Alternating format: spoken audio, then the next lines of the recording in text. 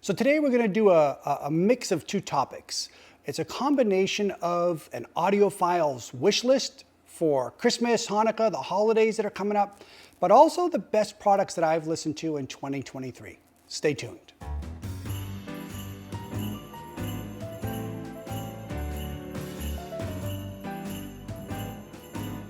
Merry Christmas, Happy Hanukkah, Merry, Happy, whatever you celebrate. It is certainly that time of year. So I want to go over the audiophile wish list, give you some ideas of maybe what you want to get on your list for holidays, but also kind of blend it in with the best of 2023 of products that I've heard that I love that in their category, in my opinion, are unmatched. And then we're going to throw in a couple of other things also. So you remember from my previous video, this is, and we're going to do it in no particular order, the Stealth Audio Dream 2020 power cable. This is actually the 15 amp version. And this has got a tunable collar, as does their other cables that I have been talking about. And what's great about this is once you burn it in, I give all my Stealth cables about 400 hours. You're then going to move these in 3-inch increments, and then 2-inch, then 1-inch, and you're going to notice a noticeable sound difference. These fight and reject EMI and other types of interference, and it makes a noticeable sound difference. Now, full disclosure, if you're running a $350 Sony receiver, don't waste your money on cables, guys. As long as they work, they work. But if you've got a high resolution system, I'm not saying expensive, I'm saying high resolution system, and you've got it set up in your room the right way in regards to speaker positioning, acoustics, things of that nature, the seating position, you absolutely will notice a difference. So this is, again, the 15 amp version. We received a 20 amp version, and that is going to be used on our Puritan power conditioner, the PSM 156, which I've got a review coming out on that. And I will tell you that that power conditioner actually smoked the AudioQuest one that I had. Now, yes, the retail on this AudioQuest is less expensive than the Puritan, but keep in mind, the AudioQuest does not come with the power cable. And you're gonna need to spend some money on a decent power cable. The Puritan does. It comes with their own branded power cable, which is certainly a very good cable to get you going.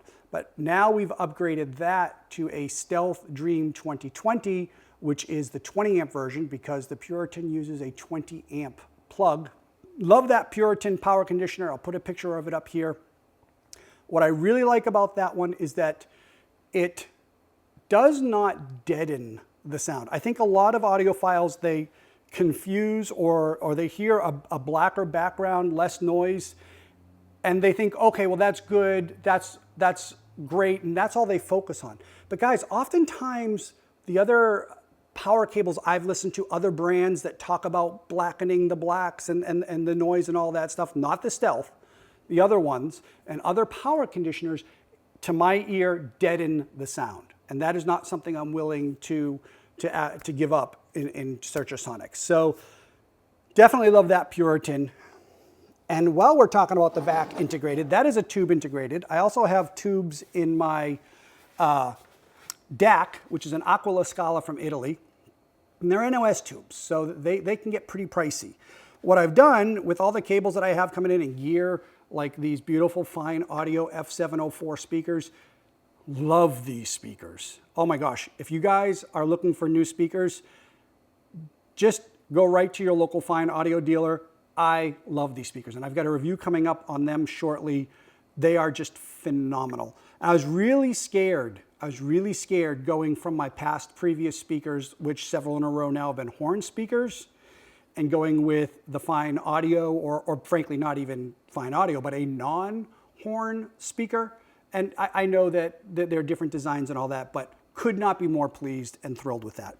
But this thing that I'm holding here, it's actually a receiver that I got on Black Friday from Amazon. Again, I'm going to put links to all these products and/or manufacturers so you can find a local dealer in the comments down below. So about the video, so please look at that. I got this for $249 on Black Friday. Why? Because every time I get these cables and I have to put 400 hours on them, or I get new gear, new speakers, putting 400 hours on these speakers, I don't want to be using up tube life. I'm going to end up spending a fortune on NOS tubes just burning in the gear. So I bought this inexpensive receiver. I also bought an inexpensive DAC that has got the different types of connectors in the back so I can burn in digital cables as well. And I would say look to do something like that. Guys, if you get one for 200 and 250 bucks, you're gonna save that in tubes. So that's another recommendation. I'll link to that down below as well. Let's go with some of the lesser expensive stuff. This is two things. We've got a variety. Check out my Force video series on switches. Yes, we did inexpensive switches, which is what these are, and we've done the expensive switches upwards of $8,000, and yeah, those are great, those are wonderful. But guys, we're looking at a switch $27, $27, $99. And what I did in these videos is I bought 16 different inexpensive switches, and the reason being is I get tired of reading all the crap on forums, some people saying it makes no difference, some people saying it does make a difference. I didn't know what to expect. I actually went into it thinking, I don't know how a switch could make a difference. This was, before I really got into all the testing of that. And I was astonished how even the sound difference between this $27 and the $35 and the $40 switches, and even amongst the brands and the same brands and the different models. So I tested between $27 and about $150. And I found after testing 100 plus combinations that there is a magic combo that in my system, because guys, it's gonna depend upon what cables you have in the wall, how is your internet in your street, in your yard that comes up to your house, that's gonna have an effect of quality also. As an example, when they switched us over from a copper Ethernet line to a new fiber optic line in the street, I heard a difference. So that's gonna affect your outcome as well. But I found the magic combination of two $27 switches and a $99 switches, D-Link was the winner, that found the right give and take. If I did 3 of the $27 switches, it was almost too much of a good thing. So I would say this, do I love my Telegartner M12 premium switch? Yeah, that's an $8,000 switch. I think it's amazing. But not everybody's prepared to spend that on a switch. And I will go so far as to say this. First of all, that switch, that Telegartner switch, and I'm pointing over to where the rack is over there, absolutely benefits from these in line. If I take these out of line, the system sounds worse than if I keep these in. And then I've got about a 5-meter run over to the switch and then the Telegartner optical bridge and then into the streamer and DAC and all that. So even if you have an expensive switch, spend the money on these. Try them. I'm telling you, you're gonna notice a difference. They do require about 100 hours break-in. There is a noticeable difference. And the other thing I'm running is, although I'm running a longer wire world cable, a 5-meter cable from here over into the Telegartner switch, you notice I've got the blue cables here. These are the Blue Jeans cables, they're Ethernet cables. I think I'm spending on average between $12 and $15 a cable. Guys, those are the Ethernet deal of the century for cables. I've tried cables as inexpensive as $5, and then I've tried cables upwards of, thousands of dollars. But even in the up to $100 mark, I love these Blue Jeans cables. You burn them in for a while. I actually prefer them over the sound of the famous Supra cable, which is about 50 or 60 bucks. I found the Supra to be bright and tizzy sounding, which I did not like even after burn-in. So you don't need to spend a lot of money, guys. You can be into this. You can have all 3 switches for like 160 bucks and be $30 in cables, $40 in cables, and you're gonna have a significant noticeable improvement. Now let me add to that, I did try external linear power supplies. On my system, it did not make that much of a difference. It wasn't worth the money to upgrade their power supplies. Where I really noticed a difference in the sound was when I upgraded, I pulled out of my closet, I had an old AudioQuest 3 power conditioner, I think it's like 299 bucks. When I plugged the switches into that gave me a bigger improvement in sound than upgrading the power supplies. I will also say when I took the upgraded power supplies and I plugged them in combination into the AudioQuest, again, as I hit the gift, it wasn't really worth the money to my ear to make it worthwhile. Now, yes, you can spend $500 on a linear power supply and get better sound from that. In my mind, why? I'd rather put that money towards something else. I'd rather put it towards a better switch overall, or better Ethernet cables, things of that nature.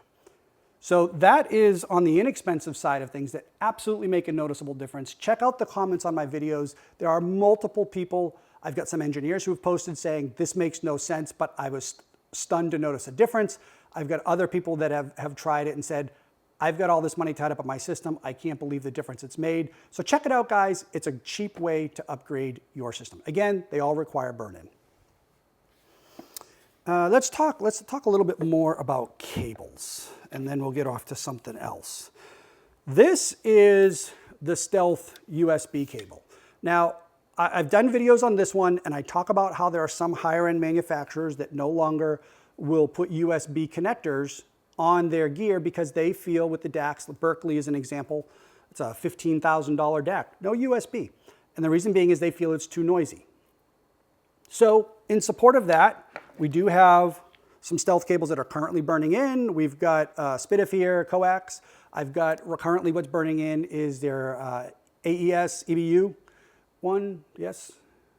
That's burning in as well. So we're going to try those, and we're going to do a comparison to see how do they sound in comparison to the USB. But I will tell you, when I did this video, and currently what we have running is, this is the tunable Stealth Audio USB. I currently have the double tune over there, which has got two of these. And again, these are adjustable. And these fight interference and noise and things of that nature. After I burned them in, I put them up against my reference cable. My reference cable was the one that up till now I felt was the best of everything combined, was not bright, was not fatiguing. And this is going to go down as one of probably maybe 3 products that in the 40 plus years I've been an audiophile and I've been listening to gear, absolutely stunned me and absolutely blew me away. I could not get over how much of a sound difference this made, this single cable. Now, I will say that I am also running their Ethernet cable, which is tunable. So part of that is because I was running their Ethernet cable and combined with this. But even this by itself, the USB, is the single most dramatic sound difference I have ever heard, top 3 I've ever heard in my system. And these prices, I think they start right around $1,000, depending on length and going up for which level you want. Regardless of whether you try the non-tunable ones, which are the lower priced ones, or the higher end ones, I've always found with the different levels of Stealth that they are phenomenal, okay?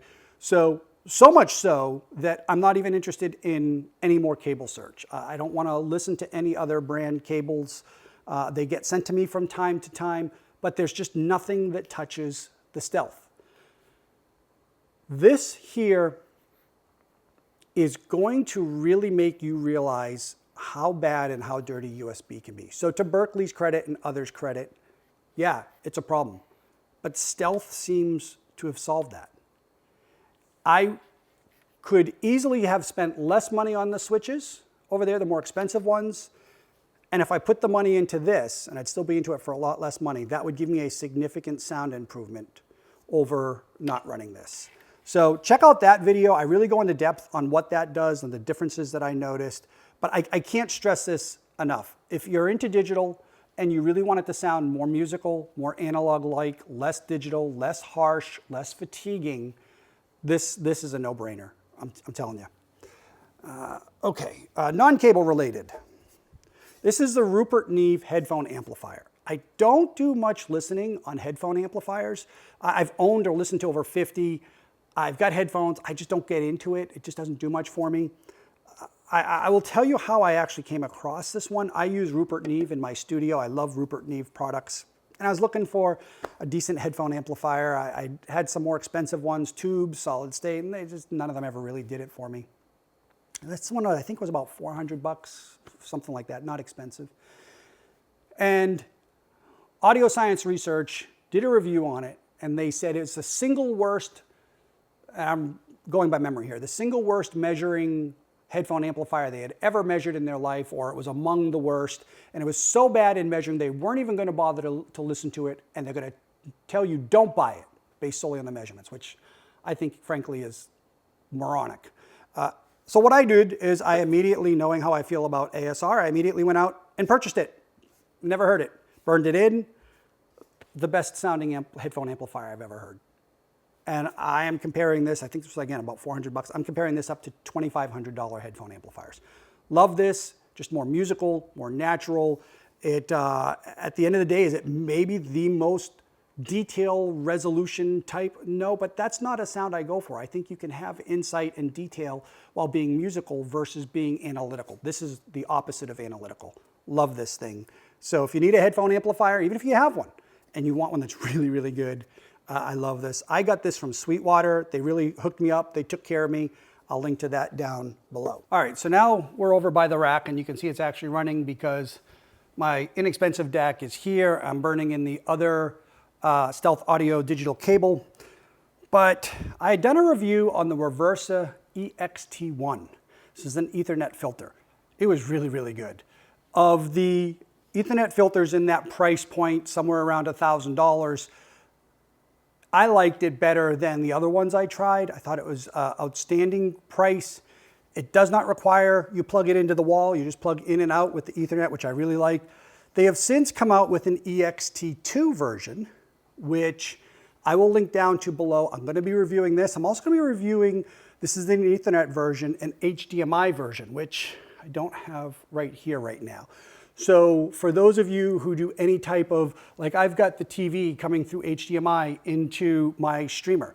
And the reason being is that I want to watch music videos and concerts and things like that. I have a 2-channel system in that regard. So I want the best sound and picture as possible. I've been playing around with that. That's really, really good. I'm going to be talking about that as well.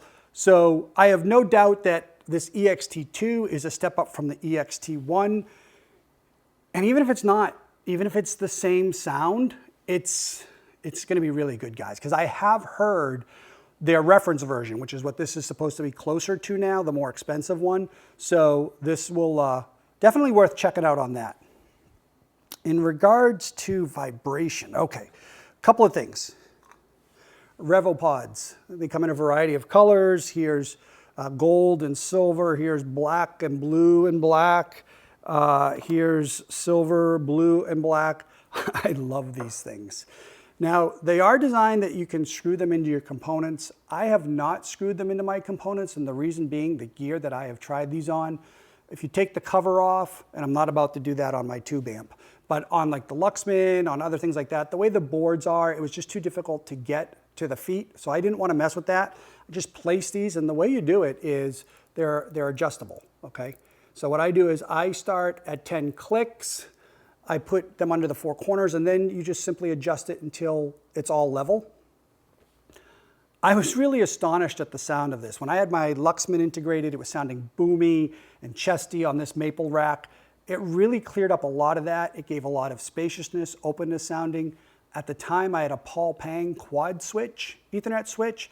This made, I was astonished at how much of a sound difference this made on the Ethernet switch. So love these. We're also going to be trying these under the new gear we got, along with the fine audio speakers, things like that. So stay tuned. We just received, and I haven't reviewed these yet, but these are really cool. You know, they come in this great little wooden box, made in Switzerland by Sound Chaos. These are the Vibra 68s. And what these are is they're sort of like the well floats. The well floats I have from Japan, I'm listening to them. Those are vibration isolation platforms. They operate under different principles than the RevoPods. This is, think of this as sort of like the same design as the well float, but in a foot size. And what you do is you screw these into your components or place them under the components, and they're going to isolate your components in a way much like the well floats do, but on an individual basis. Other thing, we've got the switch here that I was talking about. Over here, we have the Telegartner optical bridge. I've got an Antipodes Audio K22. We're going to be hooking that up next week. I can't wait to try that. But love the Telegartner stuff. The optical bridge really did make a difference. Here's why I am not recommending the $25, $50, $100 optical components that you can get on an Amazon to run optical cable. It is going to sound different. Initially, it may sound better. I found it to be too squeaky clean, too sterile, and it took away the organicness and what I like in terms of music. So I don't recommend that. Give it a try, see if it works for you. The optical bridge by Telegartner did not do that for me. It only added positive attributes to it. I think that's somewhere in the $5,000 range. Their switches in the $8,000 range. The Revopod feet, the Sound Chaos, and the well floats are going to depend on the number you buy and on the well floats, the size, things like that. Again, I'll link to their websites down below. You can get all that info. We talked about the power conditioner. Oh, the Puritan grounding box, like that. Tried that on the previous components, haven't tried it on this latest that I'm still burning in. And you can choose whether you want to do it as line level or chassis ground. Make sure your components will actually recommend you do this. Some components don't want you doing this, some brands.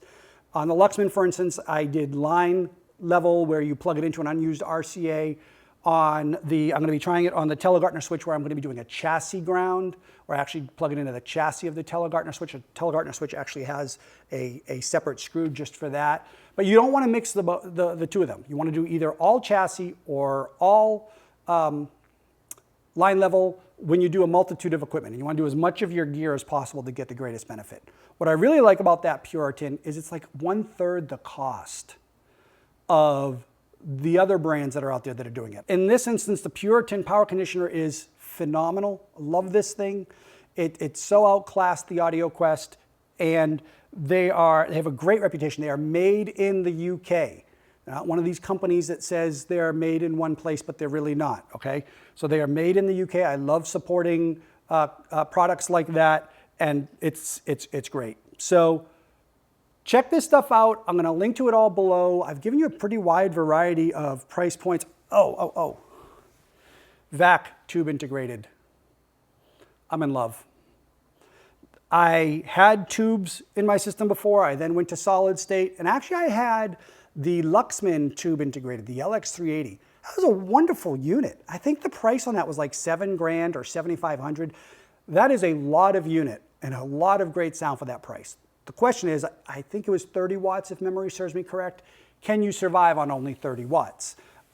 I typically can't, but I've got very high efficiency speakers, so that helps that mitigate that. This is, I think, 75 or 85. This is the 170. It's an actual special edition version, which upgrades the internal parts.